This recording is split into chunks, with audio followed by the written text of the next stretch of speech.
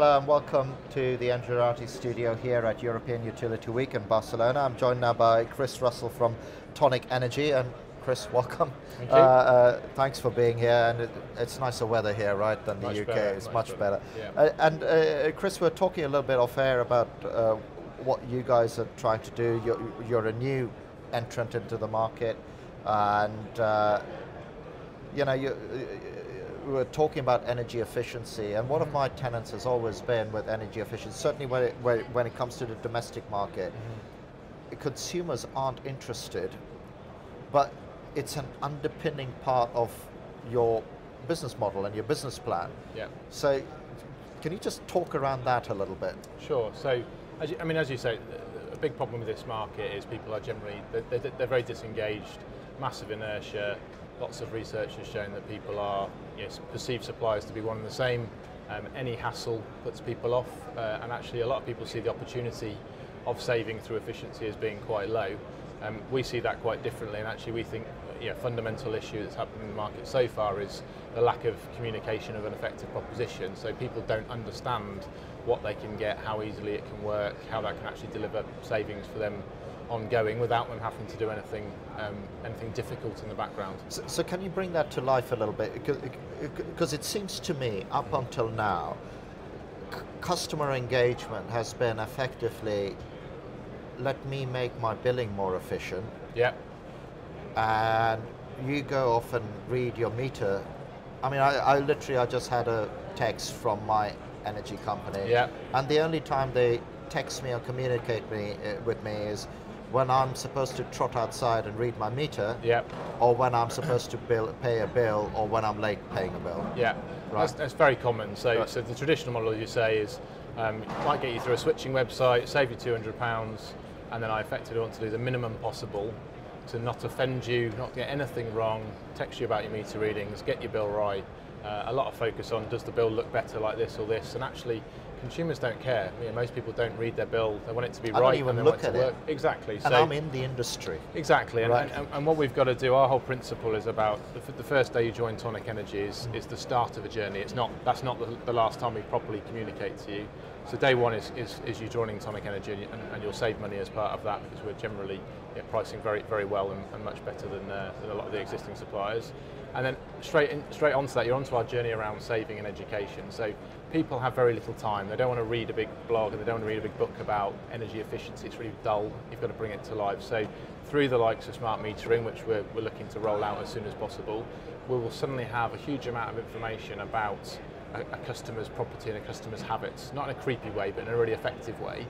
And it's all about how you take that data and turn that into something really meaningful and really easy. So as an example, welcome back from your holiday. Do you realise you spent £10 while you're on holiday? Have you thought about an energy saving thermostat or something like that? Something that just helps bring to life what's going on in the home in a more meaningful way. So you're showing real cause and effect. That's all good. Yeah. But I still need to do stuff. How are you going to motivate? You said it when we were off air, right? Yeah. Energy is a race to the bottom. Yeah. I was in the keynote, and my team came reporting to me and said, okay, last year for the first time we had someone from RWE say that we can see an event horizon where we'll have zero cost energy. Yeah, absolutely. Right? Yeah. Not all the time, but enough of the time. Yeah. And now more and more people are saying this. Yeah, absolutely. So you're in a game where the margins are tiny. Absolutely. How are you making money? Well, and it's all back to that journey. Right. So for us, as I said to you off air, we entered the supply market partly because we know the supply market isn't going to exist in the way it is now in 5 years' time. It's disappearing, so margins are shrinking. It's all about how you engage the consumer and make it really simple for the customer. And actually you start talking their language and actually give them something that's value added above and beyond energy. So for me, Smart lays the foundations for a lot of that. By understanding what's happening in all our homes and businesses at a much lower level of granularity, we can start to bring to life genuine things like virtual power plants, distributed generation, providing services back to the grid and so on. And your point on free energy, Smart absolutely has to be there, and the only companies that are going to survive are the ones that have rolled that out in a way that's meaningful to the customer, started to build a relationship with the customer where the customer actually trusts them. Yes, they're not going to look at their bill every month because that's still boring, but actually they say, well, these guys have got my back, I trust what they're doing, I understand that what they're doing is actually helping me to save and actually doing something that's meaningful. And for me, the value and the commercial opportunity then comes off the back of having that relationship. So you can become the go-to supplier for the customer. So we could effectively be the Tonik home, everything from managing kind of what your gas bill is and your electricity bill is to actually help me understand the next product I should buy. So which of my appliances are efficient or environmentally friendly or not. So it's all about creating that relationship and making it simple for the customer. As I walk around this room today, all I see is lots of technology products, or I see lots of technology products and very little customer problems being solved. It's all about, this is my thing, this is what it does, but how does the customer ever engage with that? Well, it's all around operational efficiency, yeah, right? Absolutely. That's how do I drive more of that, and so in that journey, what I'm hearing is you're almost like a platform play. Absolutely, right? yeah. So I'm going to go in, I'm going to build trust with a big ecosystem, to me, they're customers. Yeah.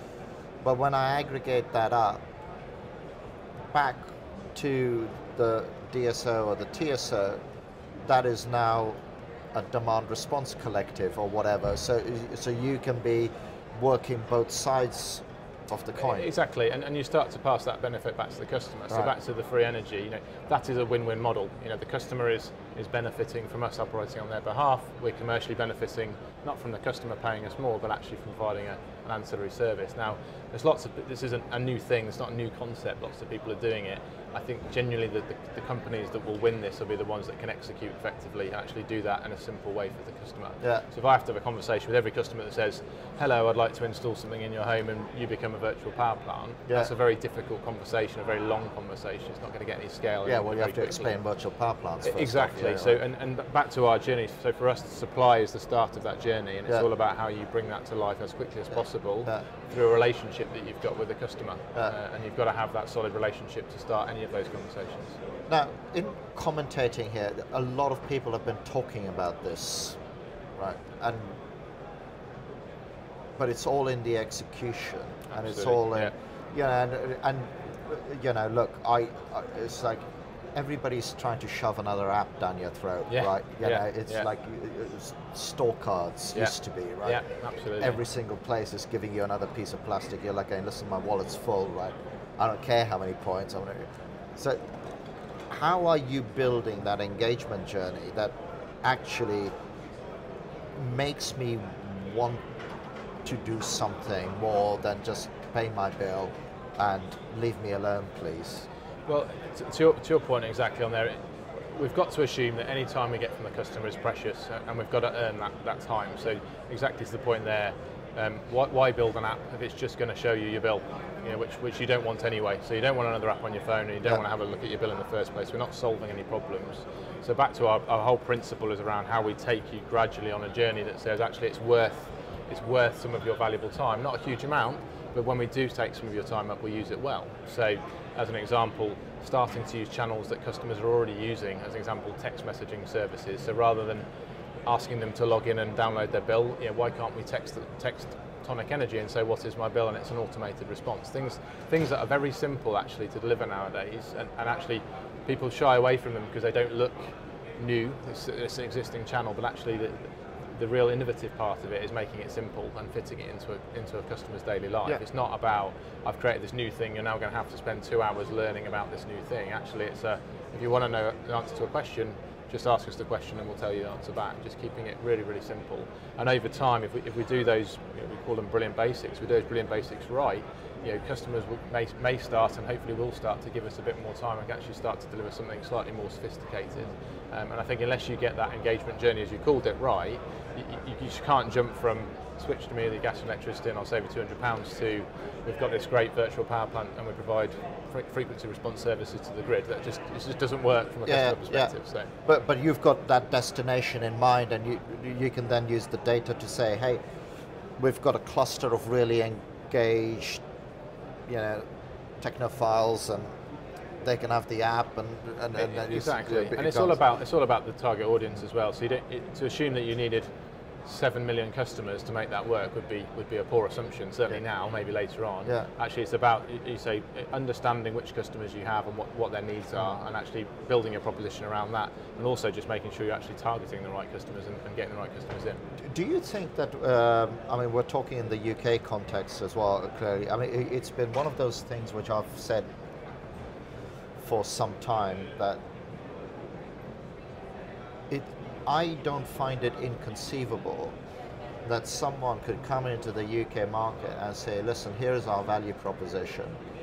We will give you energy at the lowest possible rate, absolutely guaranteed, because we're optimizing all this other stuff. Yeah. We will never be more than a percentage point. So that entity is effectively giving away energy. It's not making much, it's taking money to operate. Because where it makes its money is by then having that land grab, selling all sorts of other things. And one of the prime candidates is someone like Amazon, right? Can you imagine? Amazon Prime comes with free energy. Yeah, yeah. You know, there are some big players lurking in the UK market that just haven't engaged because the dynamics aren't right. Yeah. How do you guys really go after that early mover advantage? Well, it's exactly that. It's the early mover, and as you say, you mentioned a couple of things. It's the early mover, plus it's the ability to execute. And I think, you know, I can sit here today and say 5 years' time, this is definitely the product suite that we'd offer, but that's not the way it's going to work. You know, by being a small company, we've got a very sophisticated team, very agile team. It's all about understanding where the need goes and actually moving with that. So everything that we've built, you know, very much kind of bottom up from a customer need basis. We can roll out new technology very, very quickly. We all worked in big companies previously where it takes months just to write the business plan. And I think that's really important in this marketplace. I mean, energy is changing enormously, and it has done in the past 6 months alone. So for me, it's a lot about moving early, getting some traction on a differentiating proposition, actually having some space that you can own. You're not going to stop, well, I'm certainly not going to be able to stop on Amazon if they decide to come in, but it's about how do you actually survive that sort of shift, and actually have you got something significantly differentiated that your customers value that actually Amazon would be competing with. And I think, in terms of the Amazons and the Apple, people talk about it, have been talking about it for years. I always come back to the complexity of them entering now, as you say. I think, you know, we've got foundations being laid now for a move for someone like that in a few years' time, for sure. But I just think at the moment, with the turbulence, the regulation, and the way the metering it's works, still too fluid. It's too early. Yeah, I mean, if I was them, I'd be waiting for smart full rollout, and then I'd come to market with a big data. Yeah, which will probably never happen, right? Different topic. Different topic. And we are coming to the end of our time. Sure. But just very, very quickly, just give us an idea. How long have you been running? Where are you now in terms of the customer base? Just very quickly, just to contextualize what we're talking about. So we were formed about a year ago. We got our license earlier this year. We've been going through a pilot proving process called control market entry. So we're still very low numbers, in the hundreds still.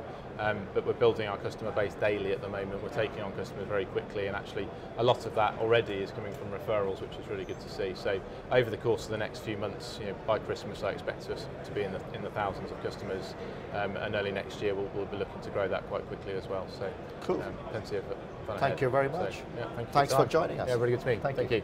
And thank you as well for watching this interview, and many more. In fact, we're probably going to smash all records. I think we're doing 140 interviews here at European Utility Week, and we've made a great effort to not just talk to and get people who are selling hardware, shifting boxes, but people like Chris here who are actually at the coalface. So thanks for watching.